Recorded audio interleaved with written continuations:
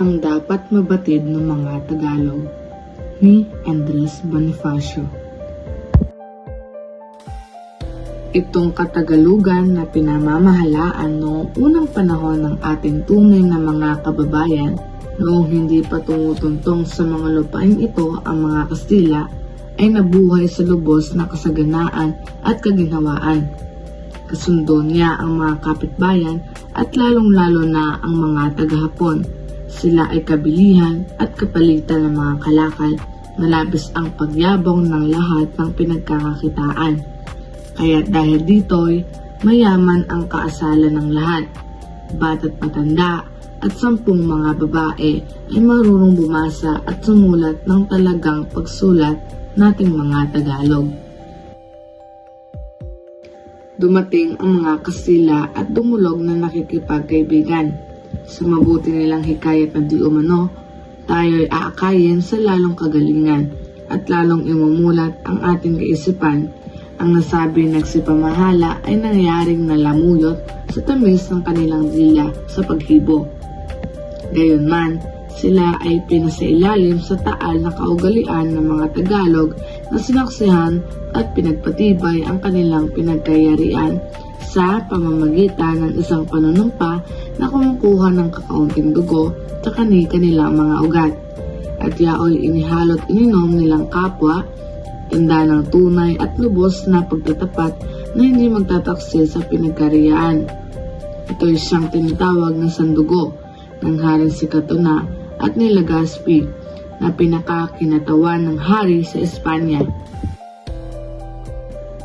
Buhat ng ito'y mangyari ay bumibilang na ngayon sa 300 taon mahigit na ang lahi ni Legazpi ay ating binubuhay sa lubos na kasaganaan, ating pinagtatamasa at binubusog.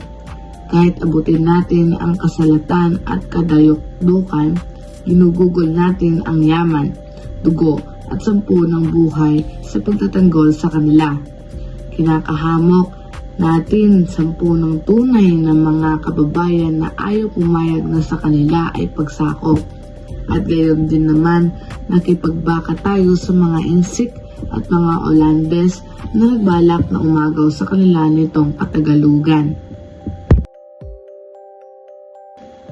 Ngayon, sa salitang ito, ano ang sa mga ginawa nating paggugol ang nakikitang kaginawaang ibinigay sa ating bayan? Ano ang nakikita nating pagtupad sa kanilang kapangakuan na siyang naging dahilan ng ating pagkagugol? Wala, kundi pawang katalsikan ang ganti sa mga pagpapala.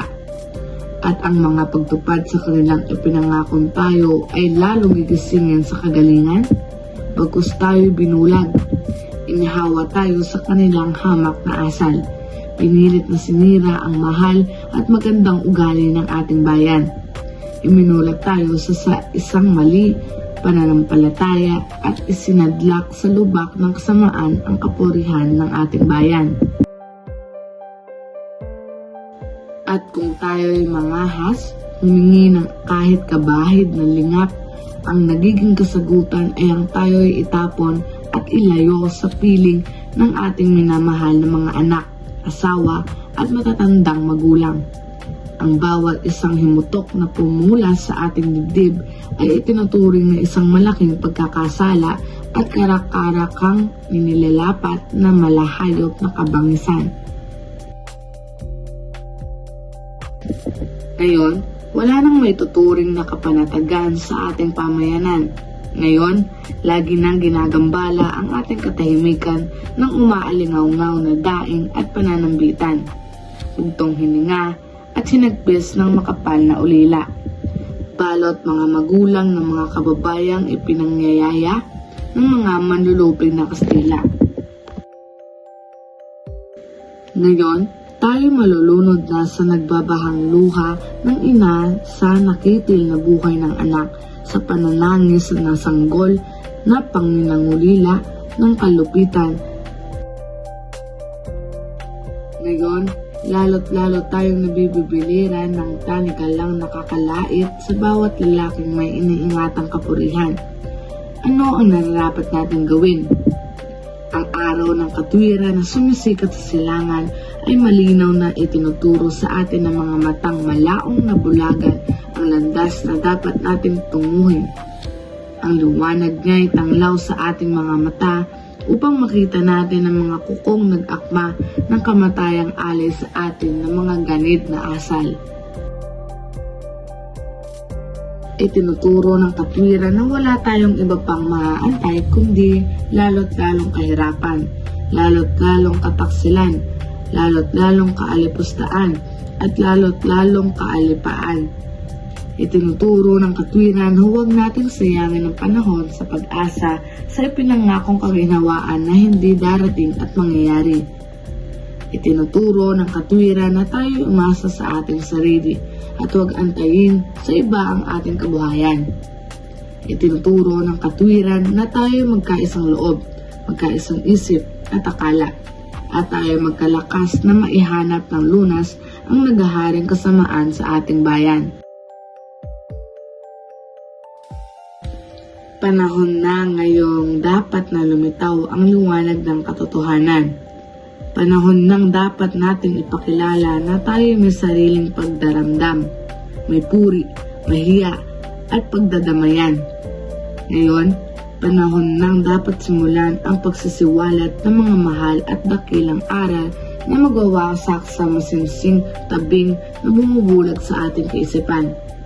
Panahon na ngayong dapat pakilala ng mga Tagalog ang pinagmulan ng kanilang mga kahirapan. Araw na itong dapat kilalanin na sa bawat hakbang natin ay tumutungtong tayo at nabibingit sa malalim na hukay ng kamatayan na sa atin ay inuumang na mga kaaway. Kaya, mga kababayan, ating idilat ang nabulag na kaisipan at kusang igugol sa kagalingan ang ating lakas sa tunay at tubos na pag-asa na magtagumpay sa minimithing kaginhawaan ng bayang tinubuan. Ano nga ba ang pangunahing punto o paksa ng akdang ang dapat mabatid ng mga Tagalog? Ito ang kalagayan ng mga Pilipino noong unang panahon ng pananakop ng mga Kastila at paggising sa pagkamakabayan ng mga Pilipino. Ang ipinapahiwatig ni Andres mula sa paksa ay ang pagiging bukas at mulat at pagkakaroon ng kamalayan mula sa mga kadiliman, kataksilan at kasamaan na nararanasan ng mga Pilipino noong panahon ng mga Kastila. Ang tema o motibo ng akdang iyon, ito ay sumasalamin sa pagkamakabayan, paggising ng kamalayang pambansa, paglaban sa pang-aapi, pagkakaisa at paghahangad ng kalayaan. Ngunit ano nga bang mensahe o nais parating ng may akda? Ito ay ang pagmulat sa pusong makabayan ng mga Pilipino upang magkaisa at ipaglaban ang bansang Pilipinas. Ang layunin ng akda ay upang imulat ang isipan ng mga Tagalog sa tunay na kalagayan ng bayan, ipakita ang mga pang-aabusong dinadanas sa kamay ng mga Kastila at hikayatin ng mga mamamayan na magkaisa, umasa sa sarili at kumilos para sa ikalalayan ng bansa. At ayun ang aming conclusion. Maraming salamat!